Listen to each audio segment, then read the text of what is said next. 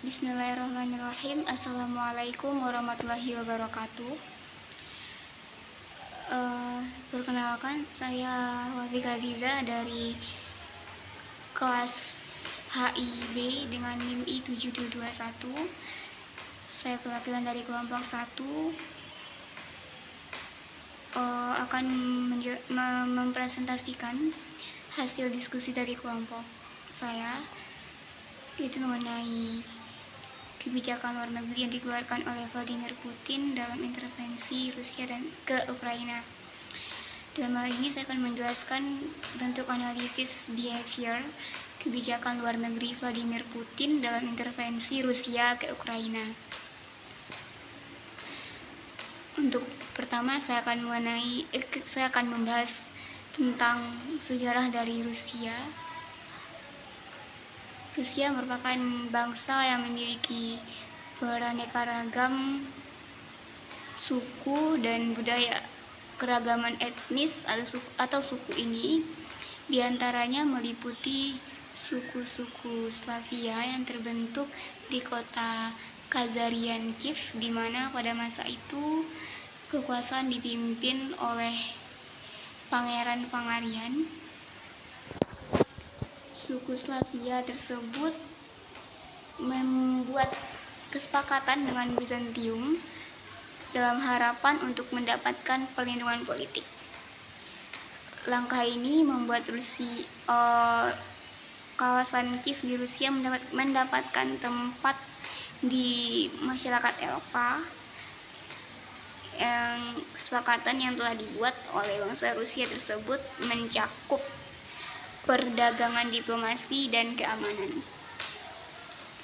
Sebagai bagian dari kesepakatan diplomasi, Bizantium yang mengetahui bahwa bangsa Rusia sedang mencari agama baru, mengutus kedua pendetanya, yaitu Kirill dan Methodius, untuk menyebarkan agama Katolik di Rusia.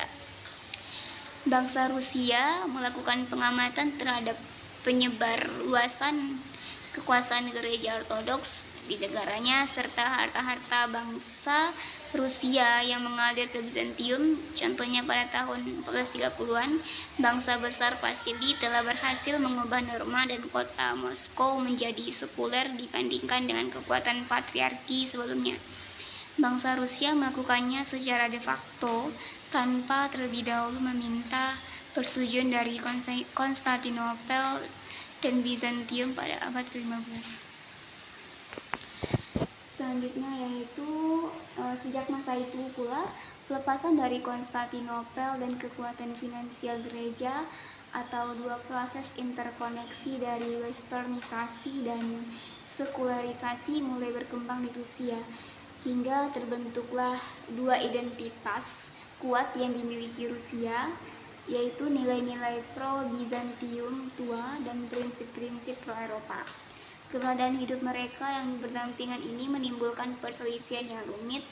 Perpecahan yang terjadi terhadap kesadaran sosial bangsa Rusia dapat diminimalisasikan pada saat itu, namun tidak dapat secara tuntas diselesaikan. Hal ini dapat dilihat dari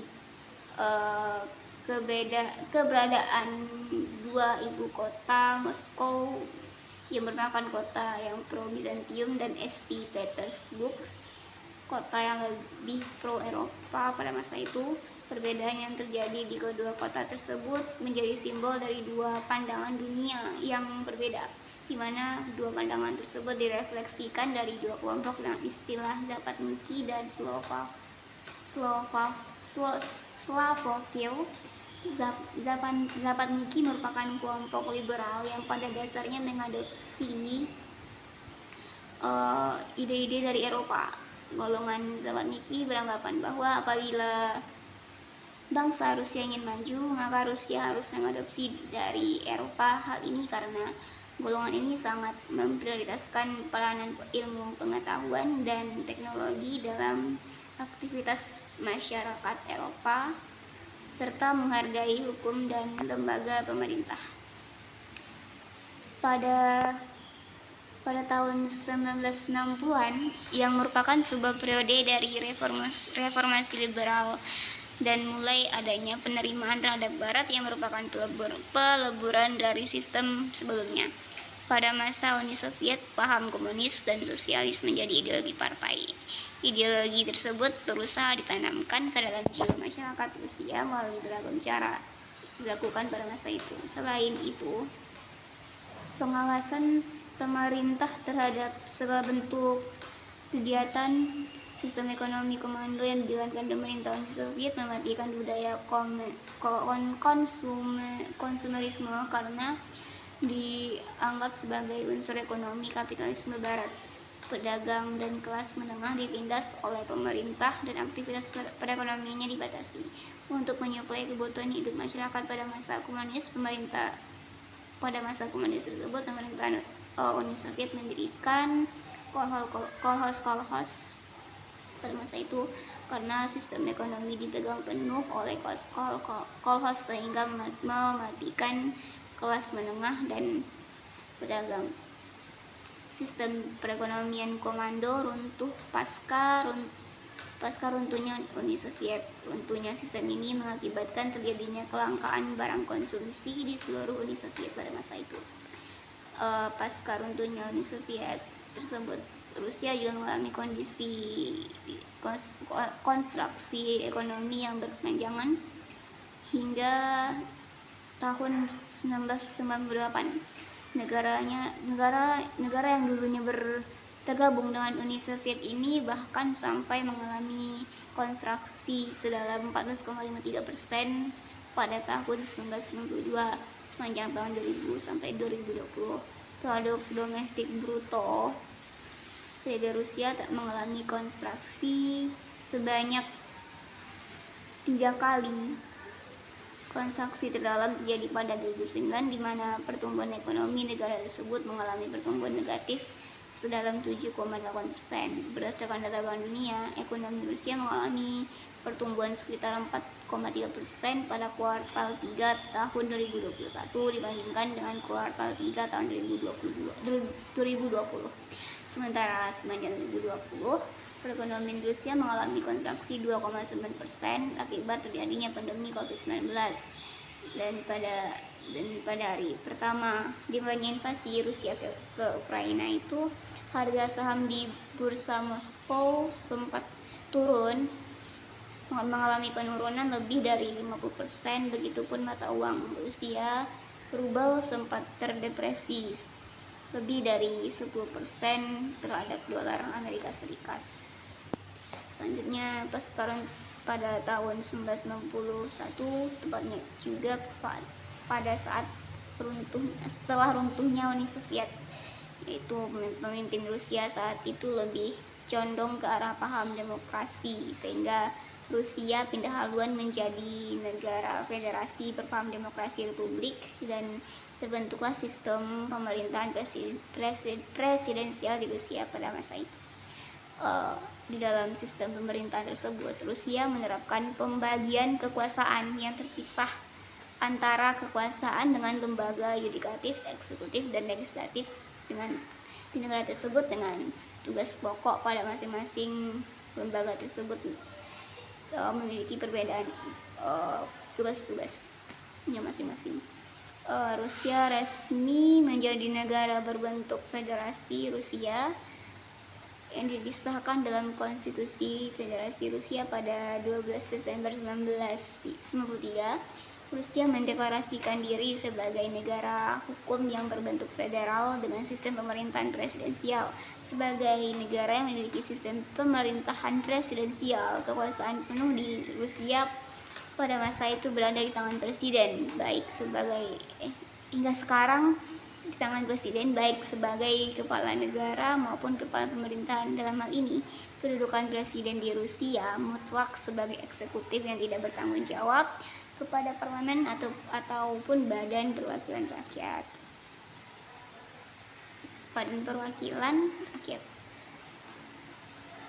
Kemudian di Rusia, kekuasaan tertinggi itu terletak dalam sistem pemerintahannya yang terbagi menjadi dua, yaitu presiden dan perdana menteri, yang mana menurut teori ilmu negara, sistem pemerintahan Rusia yang demikian disebut dengan sistem pemerintahan parlementer. karena kekuasaan eksekutif ada pada presiden dan perdana menteri. Namun hal ini berbeda dengan Rusia. Yang membedakannya adalah presiden memiliki kekuasaan yang dominan atau lebih dibandingkan perdana menteri. Di Rusia, kekuasaan pemerintahan yang dilaksanakan oleh perdana menteri hanya pada ranah kewenangan domestik saja, seperti kebijakan sosial kependudukan dan pengaturan mengenai birokrasi dalam pemerintahan. Perdana Menteri di Rusia bukanlah kepala pemerintahan sebagaimana teori sistem parlementer. Namun, Perdana Menteri di Rusia hampir memiliki kedudukan yang sama, yaitu sebatas pembantu presiden atau sebagai wakil presiden di ranah pemerintahan dalam negeri saja.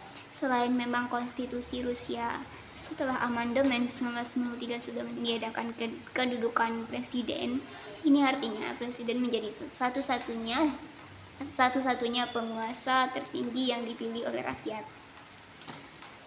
Di Rusia, Perdana Menteri itu diangkat oleh presiden melalui persetujuan parlemen, sementara para menteri diangkat berdasarkan pada usulan Perdana Menteri, kecuali Menteri Keamanan Negara yang pencalonannya harus mendapatkan persetujuan dari Duma Negara atau badan legislatif. Dalam ini Presiden sebagai kepala negara memiliki kewenangan yang sangat besar dalam berbagai isu yang berkaitan dengan pertahanan, keamanan, dan politik luar negeri. Sebab itu Vladimir Putin memiliki hak untuk dapat merumuskan kebijakan luar negeri secara individu dikarenakan dia memiliki wewenang atas itu. Sehingga Vladimir Putin itu memiliki hak untuk bisa merumuskan kebijakan luar negeri untuk menginvasi Ukraina. Dan adapun arti dari kewenangan, selain itu, presiden juga berwenang untuk mengeluarkan ketentuan darurat, termasuk yang memiliki kemungkinan ekstra konstitusional. Nah, kewenangan ekstra konstitusional ini yaitu berupa kewenangan untuk dapat mengusulkan perubahan konstitusi. Misalnya pada perubahan konstitusi yang terjadi pada tahun 2008 tentang masa jabatan presiden yang dahulunya hanya 4 tahun dan akhirnya diubah atas usulan presiden menjadi 6 tahun dan paling lama menjabat selama 2 periode.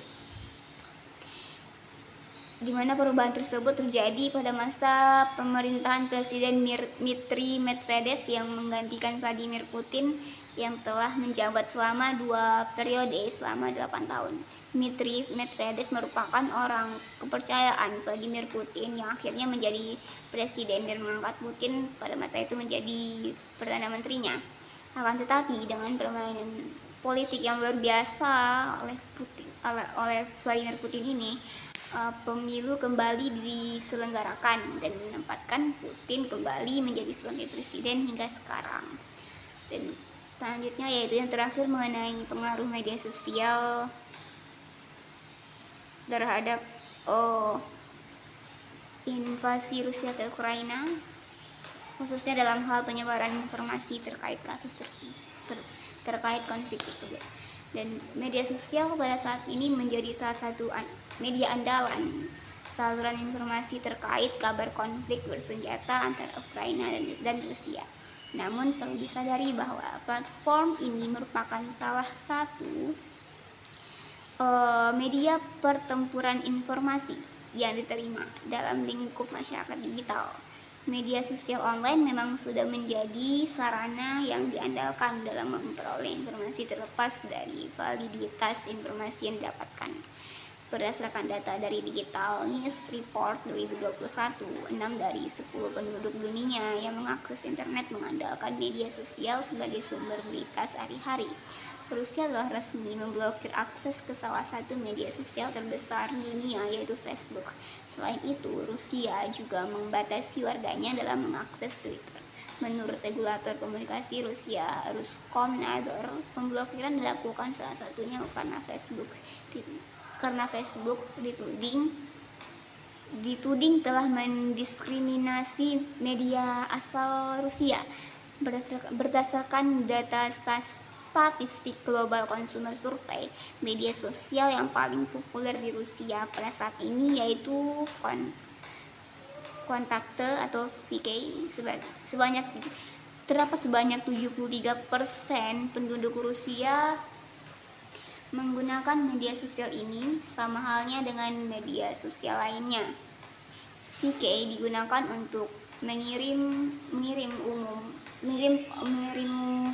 informasi umum atau pribadi antar pengguna, bisa juga membuat grup, halaman publik, berbagi serta tag audio, berbagi tag audio, gambar dan video, serta bermain game berbasis browser.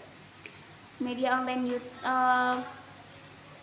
online YouTube pada saat ini di Rusia menempati posisi kedua sebagai media sosial terpopuler dengan pengguna sebanyak 68%. Instagram dan Odnoklassniki menyusul di urutan berikutnya dengan proporsi masing-masing sebesar 50% dan 42%. Odnoklassniki merupakan media sosial yang memungkinkan pengguna saling berkirim e-cards, beranimasi dan hadiah virtual.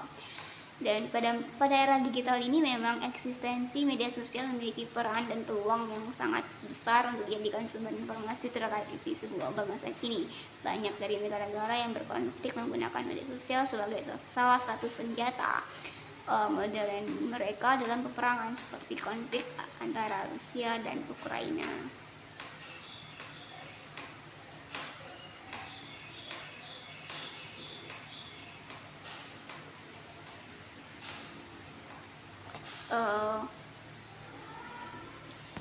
Baiklah, mungkin hanya itu yang dapat saya sampaikan pada kesempatan kali ini. Apabila terdapat kekurangan, saya mohon maaf. Saya akhiri dengan wassalamualaikum warahmatullahi wabarakatuh.